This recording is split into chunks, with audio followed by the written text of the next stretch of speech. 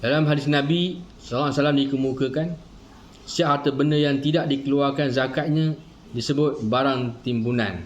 Dia beritahu zakat kena bayar zakat. Setiap harta yang telah dikeluarkan zakatnya tidak dinamakan timbunan. Bukan timbunan. Bayar zakat tidak dinamakan timbunan. Ancaman bagi para penimbun harta iaitu dengan batu bara dari neraka Jahannam. Harta yang banyak tadi, emas perak tu bertahu campak dalam neraka, sikit pun tak guna benda harta sebagai perhiasan. Apabila seorang hamba telah mengetahui hakikat simpanan serta jaminannya di sisi Allah dan mengetahui bahawa akibat menimbun harta diharapkan dapat meningkatkan infaknya, ia akan menghormati golongan fakir miskin, orang-orang lemah dan orang-orang yang sangat memerlukannya. Jika orang yang bayar zakat tadi, yang mengikut yang ditetapkan, maka Allah akan bersihkan hartanya. Dan orang miskin menghormati orang yang macam tu. Orang yang rajin bersedekah ni, orang suka kat dia. Allah pun suka kat dia harta yang banyak. Dengan cara dia bayar zakat dengan cara yang betul. Ia akan memperhatikan kehidupan orang miskin, orang yang terlantar dalam perjalanan, orang yang timpa malapetaka dan bencana. Pendek kata, ia akan benar-benar beramal soleh dengan seikhlas-ikhlasnya.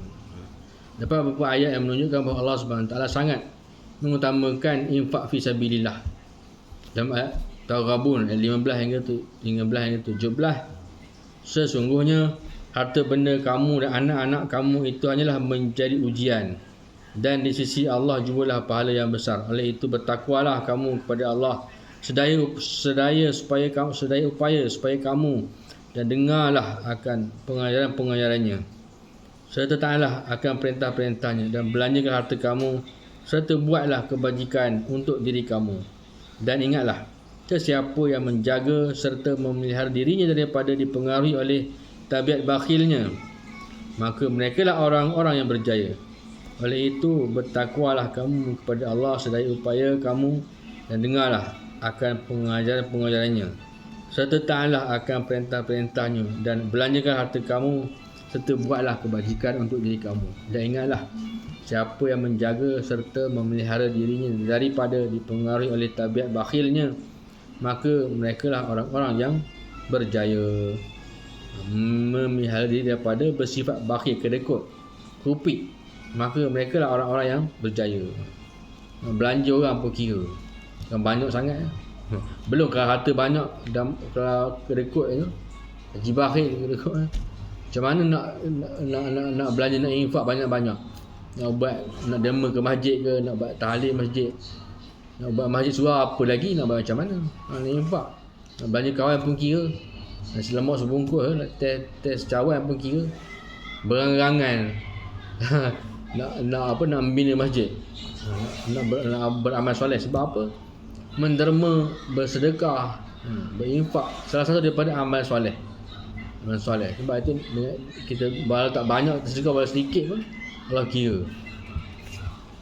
Dan belanjakanlah, dermakanlah. Allah beritahu, ada duit derma, belanjakanlah harta yang paling utama, belanja di jalan Allah SWT. Macam kita keluar dengan Subhanahu Taala, kita keluar dengan duit sendiri, kita tak minta duit orang lain, duit sendiri keluar Allah Taala.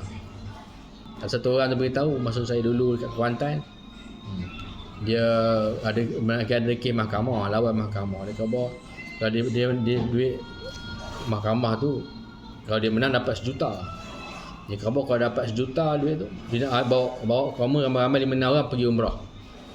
Tak tahu macam mana sekarang duit dia menang senyap gitu je.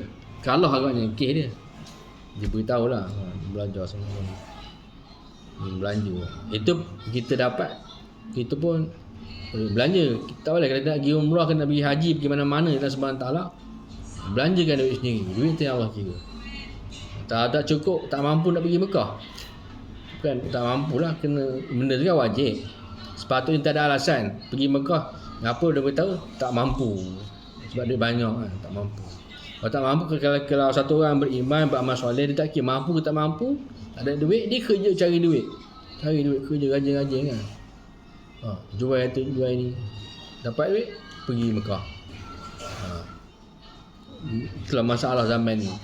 Dia sebut nak tinggal jauh sikit, nak pergi Mekah, pergi haji, kata tak ada duit. Tak ada nak belanja. Macam tu.